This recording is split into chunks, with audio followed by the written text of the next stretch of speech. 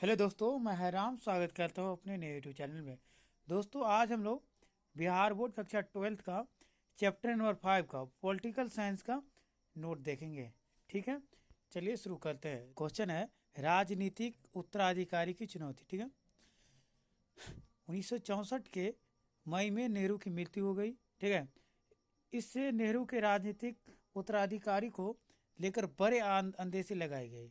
ठीक है, क्योंकि लोग लग रहा था कि अब कौन बनेगा उत्तराधिकारी, नहीं बनेगा, क्योंकि नेहरू जी जो मरे थे उस टाइम प्रधानमंत्री थे।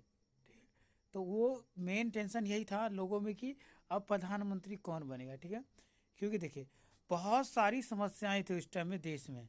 ठीक है, जैसे मान लीजिए 1960 का। ठीक है, 1960 का जो है ना दशक खतरनाक माना गया है भारतीय इतिहास में। ठीक है, क्योंकि देखिए इस टाइम में गरीबी, गैर बराबरी, सांप्रदायिकता, ठीक है, आदि सब मुद्दे हमारे देश में थे।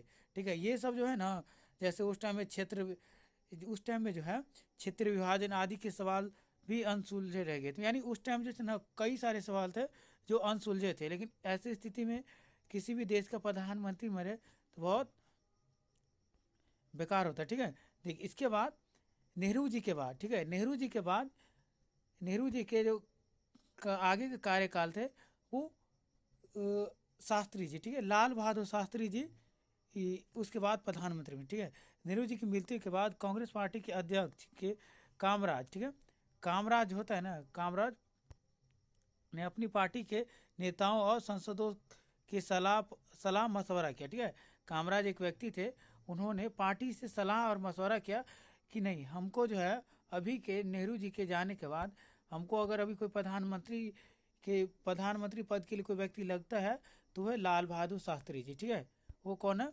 लाल बहादुर शास्त्री जी। ठीक है, तो उन्हीं को अभी प्रधानमंत्री बनाया जाए। ठीक है, तो उन्होंने, ठीक है, देखिए बनाता, ठीक है, शास्त्री जी देखिए, शास्त्री जी कांग्रेस दल के निर्विरोध नेता चुने गए। ठीक, बिना कोई विरोध का नेता चुने गए। इस तरह से वे देश के प्रधानमंत्री बने। शास्त्री उत्तर प्रदेश के थे और नेहरू के मंत्रिमंडल में कई सालों तक मंत्री रहे थे। यानी देखिए नेहरू जी जो थे, सॉरी, लाल बहादुर शास्त्री जी थे, मूलतः उत्तर प्रदेश के थे और इनके पार्टी में कई सालों से थे। ठीक है, तो इसीलिए वो निर्विरोध प्रधानमंत्री पद के लिए चुने गए। ठीक है, लेकिन उनकी जो मृत्यु है 18 महीने में ही होगी। ठीक है, 18 महीनों में ही होगी। देखिए इसके बाद देखिए शास्त्री जी अपनी सादगी सिद्धांत निष्ठा के लिए प्रसिद्ध है। यानी कि वो जो थे अपने सादगी और सिद्धांत के लिए प्रसिद्ध थे। ठीक है, देखिए इन्होंने ही 1965 में जब युद्ध हुआ था भारत पाकिस्तान का, तब नारा दिया था कि जय जवान जय किसान। ठीक है, इनका ही नारा था जय जवान जय किसान का। शास्त्री जी 1964 से लेकर, ठीक है, 1966 तक देश के प्रधानमंत्री रहे। ठीक है, इस पद पर वे बड़े कम दिनों तक रहे, लेकिन इसी छोटी अवधि में देश ने दो बड़ी चुनौतियों का सामना किया। ठीक है, दो बड़ी चुनौतियों का सामना किया। पहला था कि भारत चीन युद्ध और दूसरा भारत और पाकिस्तान युद्ध। ठीक है, उसका देखिए इन सब कठिनाइयों से उबरने के लिए कई कई जगहों पर खाद्यान्न गंभीर संकट आ गया। या देखिए युद्ध होता है ना किसी भी देश में, तो भारी जो देश युद्ध करेगा ना उनको जो है ना आर्थिक संकट से जूझना ही पड़ेगा, भले कोई भी देश हो।